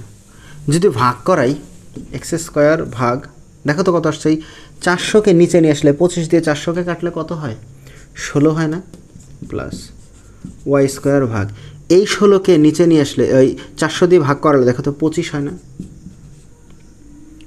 =1 হচ্ছে কিনা দেখো তো। এই x² / a² y² / b² এই অনুপাতে হয়েছে কিনা। এইবার উৎকেন্দ্রিকতা কী হবে, √1 মাইনাস দেখো তো ছোটোটা ভাগ বড়টা, এরকম করেই তো আমরা শিখলাম। তাহলে কত হবে, √25 মাইনাস 16 ভাগ 25, আলটিমেটলি আসছে কত, √9 ভাগ 25। দেখো তো 9কে রুট করলে 3 আর 25কে রুট করলে কত, 5 হয় কি না। আশা করি ক্লিয়ারলি বুঝতে পেরেছো। এবার দেখো এই ম্যাথটার একটা এক্সক্লুসিভ শর্টকাট শেখাই, বারবার তো আর এটা করা যাবে না, যা বলছি একবার বলছি একটু মনে রেখো।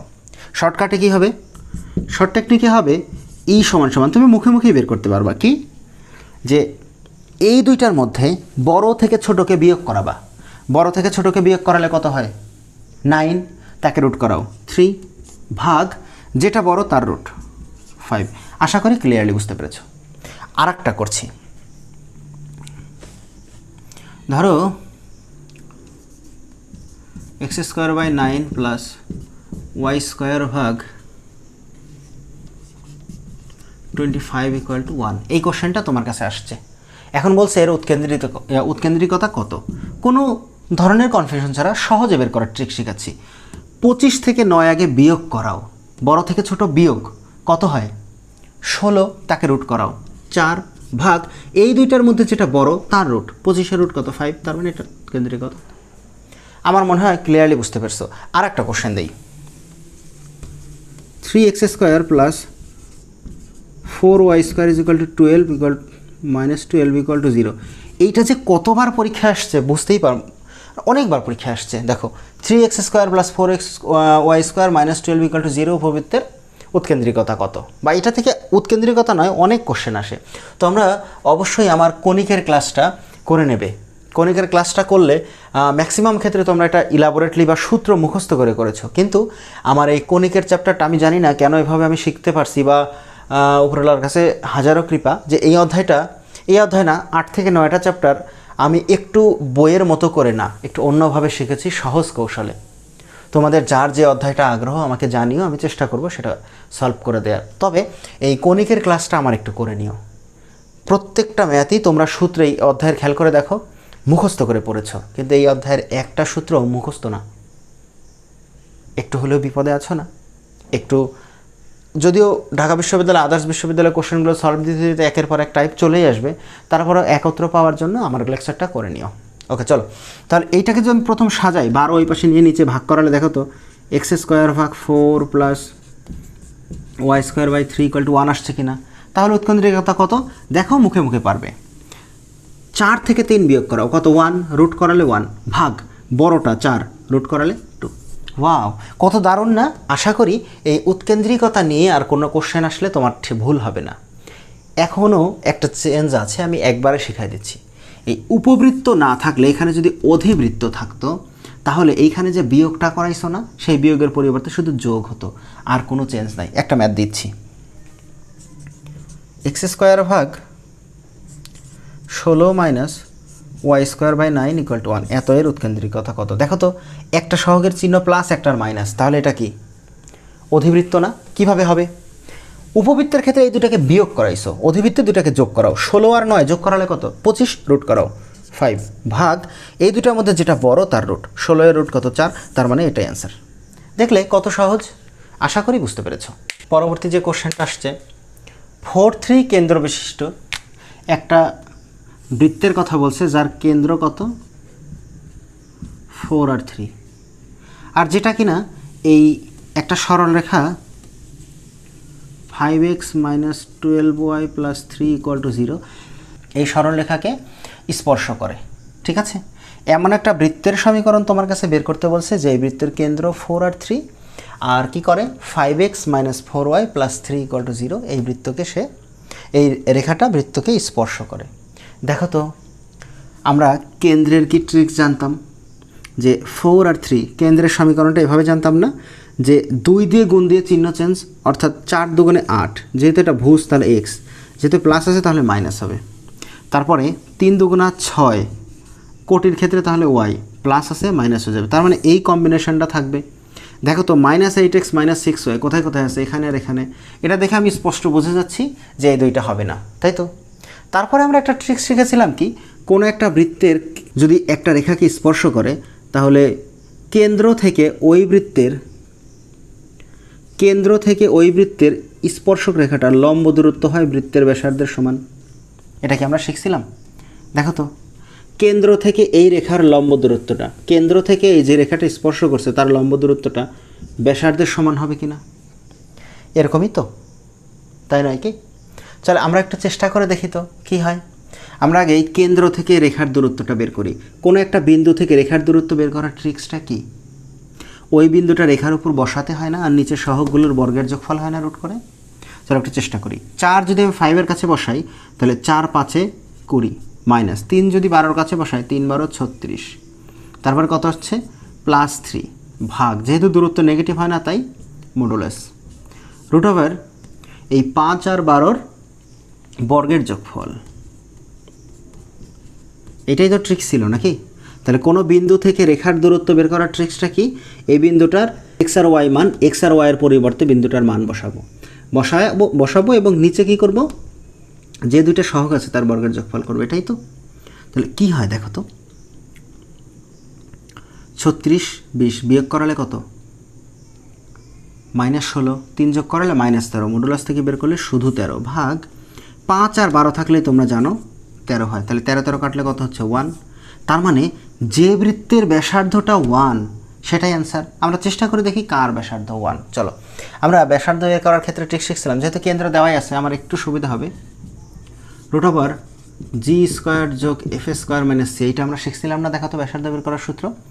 তাহলে g মানে কত দেখো তো 4 মানে কত 16 প্লাস f মানে কত 3 স্কোয়ার করলে কত 9 মাইনাস c এর মান এইখানটায় দেখো তো 24 কিনা, তাহলে এখানে বসালে কত হয় দেখো তো 16 আর 9 25, 24 বিয়োগ করলে 1, √1 মানে কি 1 না, দেখো তো দুটো মিলে গেল কিনা, তার মানে এটাই অ্যান্সার। আমার কথা মনে হয় ক্লিয়ারলি বুঝতে পেরেছো। আর একবার বোঝানোর চেষ্টা করছি। তোমার কাছে চেয়েছিল একটা কেন্দ্র দেওয়া আছে কোনো একটা বৃত্তের এবং বলছে বৃত্তটা যে রেখাটাকে স্পর্শ করে সেই রেখাটাও দেওয়া আছে, এই বৃত্তের সমীকরণ কোনটা, অপশন থেকে আমাকে খুঁজে বের করতে হবে। আমরা শিখেছিলাম কোনো একটা বৃত্ত যদি একটা রেখাকে স্পর্শ করে তাহলে ওই বৃত্তের কেন্দ্র থেকে রেখার দূরত্বটা হয় ব্যাসার্ধের সমান। তাহলে সবার আগে আমরা কেন্দ্র থেকে রেখার দূরত্বটা কত সেটা বের করে নিয়েছিলাম। তারপরে কি করলাম, যেহেতু ব্যাসার্ধের আমরা ট্রিক জানি যে আর g² f² - c, অর্থাৎ কেন্দ্রদ্বয়ের বর্গের যোগফল মাইনাস ধ্রুবক পার্ট, আমরা করছি কি কেন্দ্রদ্বয়ের বর্গের যোগফলটা লিখেছি মাইনাস ধ্রুবক পার্টটাও লিখেছি, লিখে দেখি 1 মিলে যাচ্ছে, তার মানে এটাই অ্যান্সার। আশা করি ক্লিয়ারলি বুঝতে পেরেছ। দেখো কোশ্চেন আসছে 1 ভাগ পরম মান বা মডুলাসের মধ্যে 3x - 1 > 1 এর সমাধান হলো। এই ম্যাথটা অবাক হয়ে যাবা, না করলেও অ্যান্সার আসে।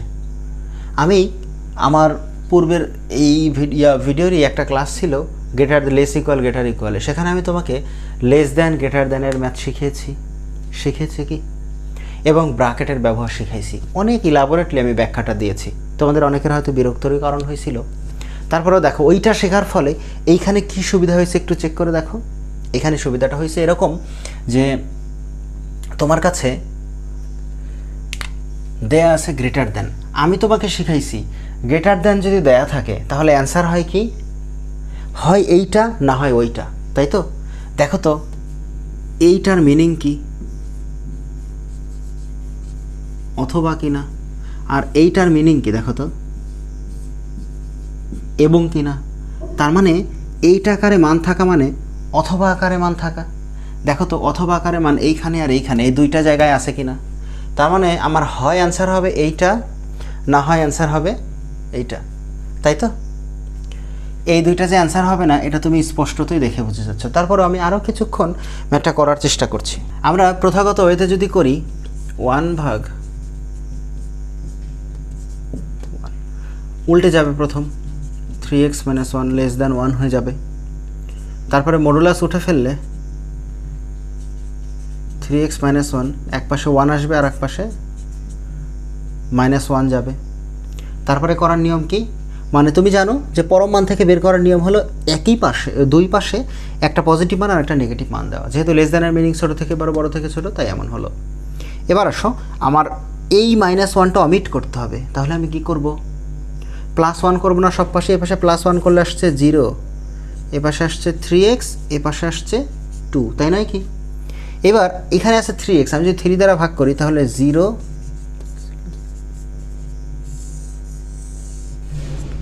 দেখো তো এইটা আমার আসছে কিনা। তোমরা যথারীতি এরকম দেখলে এই অ্যান্সারটা অনেকে আবার এটাও বসায় দিতে পারতা, কিন্তু এইখানে একটা দেখো অসমতায় কোনো দিন একই সাথে দুই চিহ্ন থাকে না, এটা যে হবে না এটা বুঝেই যাও, ঠিক আছে। তাহলে আমার হয় অ্যান্সার হচ্ছে 0 থেকে 2/3 মাঝামাঝি। কিন্তু একটা কথা দেখো রয়ে গেছে, এই যে 0 আর 2/3 মানে কি দেখো তো, 1-এর খুব কাছাকাছি মান না। এটা যদি 1 হয় তাহলে এই যে এইখানটা, তাই তো, তাহলে এইটুকের মাঝে সবটুকু অ্যান্সার হবে, তাই তো। ধরে নিলাম এইটা 1 আর এটা 2/3, কেমন। তুমি একটা জিনিস দেখো তো, এইটুকের মাঝে আমার অ্যান্সার হবে, এতটুকুই আমার কোনো আপত্তি নাই। কিন্তু এইখানে দেখো একটা অপশন আছে যে 3x - 1 এইটুকু কোথায় আছে, হরে আছে না। এইটা ইকুয়াল টু যদি কোনো কারণে 0 হয় তাহলে সামথিং ভাগ 0 মানে কি অসংজ্ঞায়িত হয়ে যাবে না, অসমতা কি আর থাকবে। এই 0টা ওভারকাম করার জন্য আমরা কি করতে পারি দেখো তো, এক্সের মান 1/3 আসছে, তার মানে যখন এক্সের মান 1/3 তখন এই হরটা 0 হয়ে যাবে, তখন কি এই অ্যান্সারটা আমি কাউন্টেবল করতে পারবো? একাডেমিকে তোমরা এইটার পাশে সুন্দর করে লিখে দিতা যে এক্স নট ইকুয়াল টু 1/3, কিন্তু অ্যাডমিশনে এই ব্যাপারটা লেখা যায় না, ভেঙে দিতে হয়। তো এইটাকে লিখার একটা সুন্দর উপায় আছে। 1/3 মানে কি দেখো তো, এই 1/3 মানে এই 1 থেকে 0 থেকে সরে অল্প একটু না, এইটা না, তার মানে বোঝা যাচ্ছে কি বলো তো, 0 থেকে 2/3 এইটুকের ভিতরে পুরো মানটাই হবে, শুধুমাত্র এই 1/3টা বাদে। এটাই তো বুঝতে পারছি, কারণ এইটা হলেই তো 0 হয়ে যাচ্ছে, অসংজ্ঞায়িত হয়ে যাচ্ছে। এইটুকু লেখার নিয়ম হলো ঘোড়া ডিঙিয়ে ঘাস খাওয়া, অর্থাৎ এই 0 থেকে এই পজিশনে আসবো, এটা আমি খাবো না, তারপরে এখানে চলে যাব, আবার এখানে চলে আসবো, আবার এখানে আসবো। কথাটা কি বোঝা গেল? এইটা লেখার একটা ট্রিক্স আছে, কি দেখো, 0 থেকে আমি 1/3 পর্যন্ত গেলাম। 0তে ফার্স্ট ব্র্যাকেট মানে কি, সীমা ছাড়া। ব্র্যাকেটের ব্যবহার কিন্তু আমি তোমাকে শিখিয়েছি যে ফার্স্ট ব্র্যাকেট মানে ওই মান ছাড়া তার ভিতরের টুকু। 1/3 আমি এখানেও ফার্স্ট ব্র্যাকেট দিলাম, তাহলে কি 1/3কে নিলাম না। এবার অথবা কি করলাম, এই 1/3 থেকেই আমি ফার্স্ট ব্র্যাকেট দিলাম, তাহলে কি 1/3 নিয়েছি না, না নিয়ে কই গেলাম, 2/3 পর্যন্ত চলে গেলাম। দেখো তো কি সুন্দর, পুরোটা আমার হয়ে গেল কিনা। আমি 0 থেকে 1/3 পর্যন্ত গেলাম, ফার্স্ট ব্র্যাকেট দিলাম, মানে দুইটার একটাও নেইনি, শুধু ভিতরের টুকু নিয়েছি। অথবা 1/3 থেকে 2/3 এইটুকের ভিতরে ফার্স্ট ব্র্যাকেট দিয়েছি, মানে দুইটার একটা মানও নেইনি, শুধু ভিতরের টুকু নিয়েছি। দেখো তো কি সুন্দর না, এই সুন্দর একটা শৈল্পিক রূপের মাধ্যমে আমি একে কি সুন্দর করে সরায় ফেললাম। তোমরা অনেক সময় ম্যানেজ করে চলো না, একটা বিষয় পছন্দ না, তারপরে ম্যানেজ করে এড়িয়ে যাও, সেও বুঝতে পারে না, তুমি নিজে কৌশলে এড়ায় যাও। এটা ম্যাথের একটা কৌশল, এড়ায় যাওয়ার। বুঝতে পারলাম কি, তার মানে অ্যান্সার আসবে ডি নাম্বার। দেখো পরবর্তী কোশ্চেনটা আসছে, dx ভাগ e two the power x plus e two the power minus x square, একটা যোগজীকরণের ম্যাথ, তার অ্যান্সার 4টা দেওয়া আছে, কোনটা কারেক্ট হবে তোমাকে বের করে নিতে হবে। ব্যাপারটা এরকমই তো।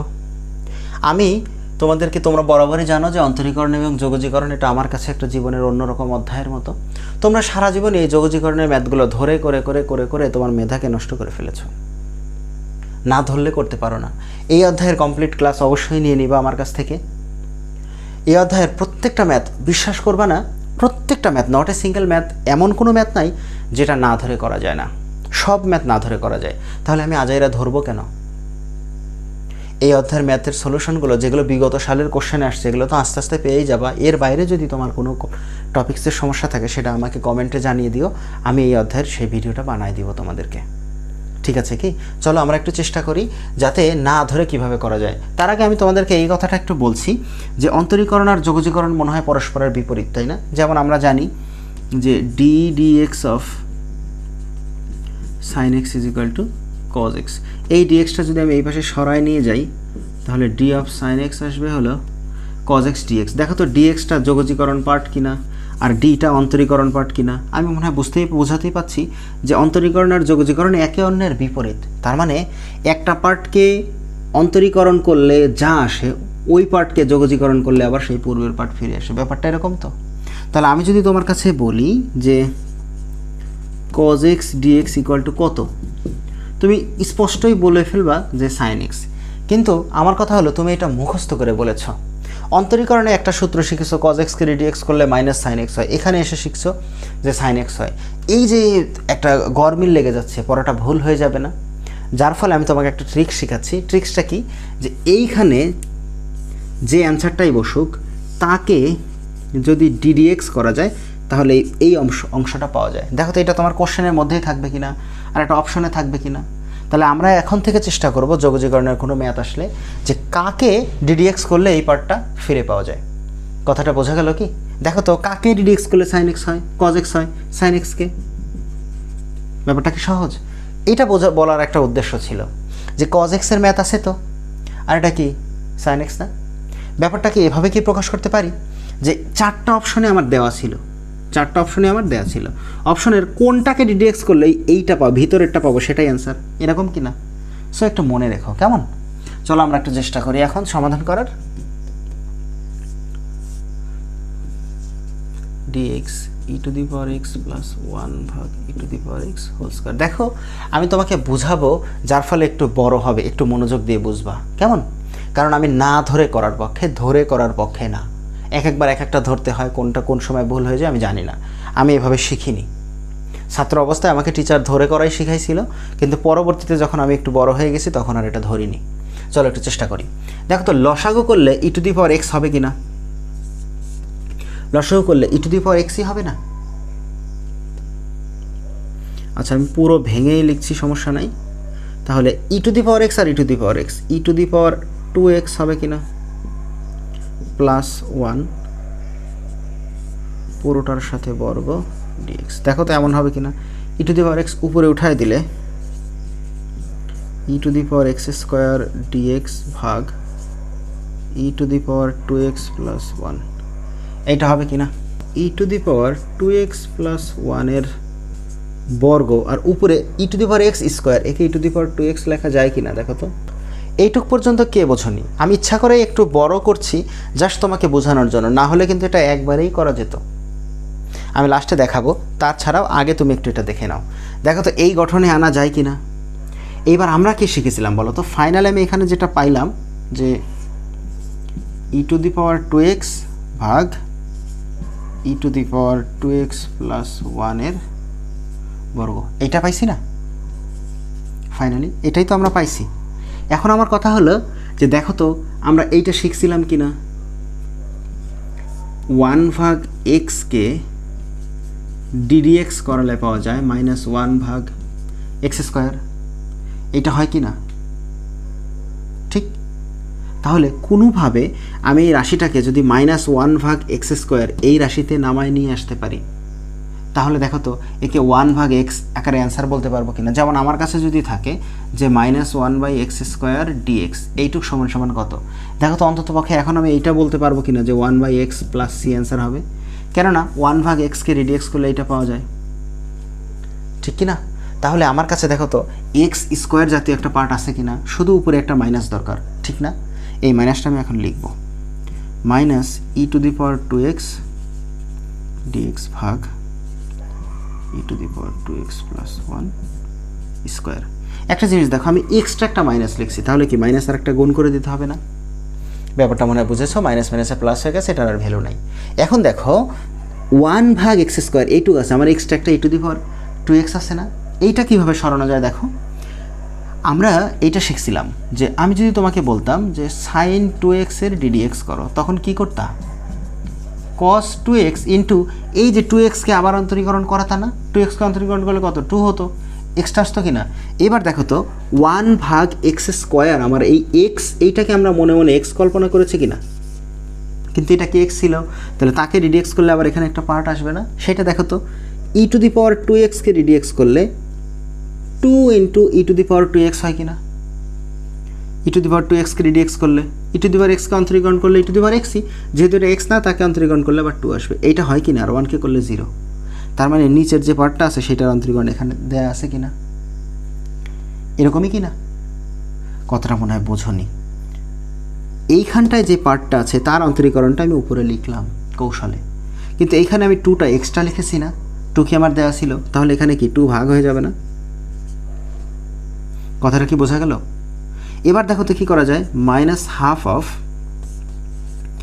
E to the power 2x plus 1 whole square -1 of, দেখো তো 2 ই টু দি পাওয়ার 2xকে D of 2 E to the power 2x plus 1 লেখা যায় কিনা? ব্যাপারটা এভাবে বোঝাতে চাচ্ছি যে এই পার্টের অন্তরীকরণ সমান সমান এইটা, দেখো তো E to the power 2x plus 1, E to the power 2xকে ডিডিএক্স করলে 2 E to the power 2x, 1কে করলে 0, তার মানে কি আছে? আলটিমেটলি আমি কি করতে চাইলাম জানো? দেখো তো আমরা -1 ভাগ এক্স স্কোয়ার ডিএক্স থাকে কিনা, এইখানে যেটা এখানে সেটাই থাকে কিনা, সেম চলকের উপর থাকে কিনা, সেইটা নিয়ে আসার জন্য এটাকে আমরা এক্স বানালাম। কথা কি বোঝা গেল? এখন দেখো তো আমরা কি শিখেছি, -1 ভাগ এক্স স্কোয়ার, এখন এটাকে তুমি এক্স বলতে পারো কারণ এখানে ডি অফ এক্স এইটা আছে। তাহলে কাকে ডিডিএক্স করলে -1 ভাগ এক্স স্কোয়ার হয়? 1 ভাগ এক্সকে না, ঠিক না? তাহলে কি লিখে ফেলি 1 ভাগ X E to the power 2x plus 1, তার মানে ফাইনাল অ্যান্সার হলো -1 ভাগ 2 E to the power 2x plus 1 plus C. দেখো তো এটা কোথায় আছে? বি নাম্বার অপশনে, এটাই কারেক্ট। ম্যাথটা বোঝাতে গিয়ে তোমাদের সাথে অনেক কথাই আমি বললাম, চলো আরেকবার একটু ফাইনালি বোঝায় দিই। ফাইনালি বোঝানোর সময় আমি এত আর লিখবো না, আমি আরেকবার বোঝাবো, একটু মনোযোগ দিয়ে বোঝার চেষ্টা করো। এত লিখবো না, একটু শর্ট করে করেই লিখবো, কেমন? তো আমরা শিখেছি যে -1/x² dx কাকে করলে পাওয়া যায়? 1/x কে করলে পাওয়া যায়, তাই তো? ঠিক কি না? 1/x কে মানে -1/x² কে যদি dx করি তাহলে 1/x পাওয়া যায়। এটা একটু চেষ্টা করো, দেখো সলিউশনটা করাচ্ছি। তাহলে দেখো e⁻⁻x 1/e⁻x আছে, লসাগু করলে এখানে e⁻x এই স্কোয়ারটা 1 তাহলে উল্টে যাবে না, তাহলে উপরে লিখলাম e⁻x², ডিরেক্ট লিখছি। আর e⁻x আর নিচে e⁻⁻x মানে কি? আচ্ছা আরেকটা লাইন লিখি তারপরে বোঝাই। dx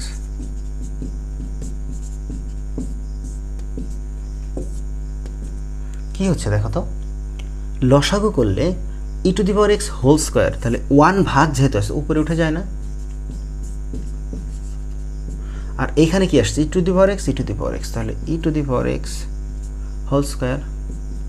প্লাস 1 আর এই স্কোয়ারটা, এইটা হচ্ছে কি না? এবার একটা জিনিস চেষ্টা দেখো যে e⁻x² মানে e⁻2x ভাগ e⁻2x প্লাস 1² dx। আমি একটা জিনিস জানি, দেখো কোনোভাবে এই নিচে x² আমি এইটাকে যদি এখানে x বানাতে পারি তাহলে আমি সূত্র বুঝে যাব যে 1/x² dx। দেখো তো 1/x হবে কিনা, মাইনাস যদি নিয়ে আসতে পারি। এইটা আনার জন্য আমি অনেক কিছু ফলো করলাম, দেখো শুধুমাত্র এটার সাথে এটা মিলানোর জন্য। আমার এখানে মাইনাস লাগবে, মাইনাস ছিল না, যার ফলে আমি এক্সট্রা করে একটা মাইনাস লিখলাম, ভিতরেও আমি মাইনাস লিখলাম।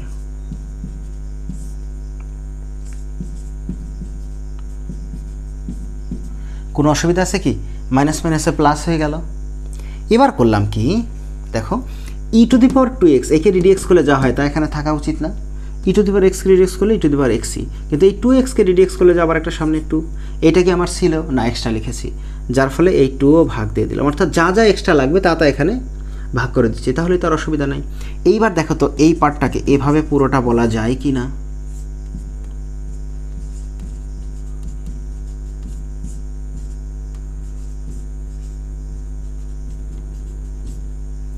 কেন দেখো, ডি মানে কি? অন্তরীকরণ না? অন্তরীকরণ যদি করো e⁻2x কে অন্তরীকরণ করলে 2e⁻2x প্লাস 1 কে করলে 0, আমার কি এটার পরিবর্তে এটা লিখতে পারি না? তাহলে এইটাকে যদি আমি x কল্পনা করি dx, দেখো তো এটা x² কিনা? তাহলে আমি কি এটা লিখতে পারি যে -1/x²? কখন -1/x² হয়? 1/x কে dx করলে না? তাহলে অ্যান্সার -12 × 1/x মানে e⁻2x প্লাস 1। মানে ব্যাপারটা আসছে অনেকটা এরকম যে -1/2 e⁻2x প্লাস 1 প্লাস c, অর্থাৎ বি নাম্বার অপশন। আমার মনে হয় ক্লিয়ারলি তোমরা বুঝতে পেরেছো।